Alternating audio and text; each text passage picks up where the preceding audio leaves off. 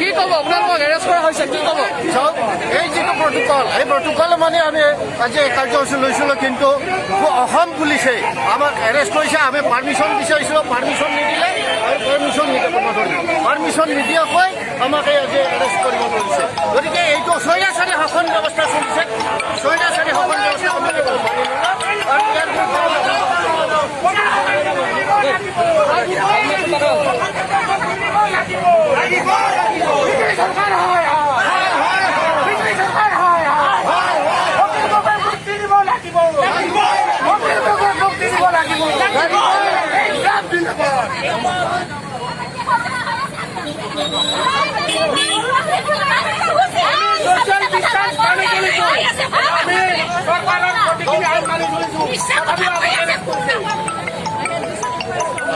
এইদৰে আমি দেখিবলৈ পাইছোঁ যে চানমাৰীত মুকলি প্ৰতিবাদী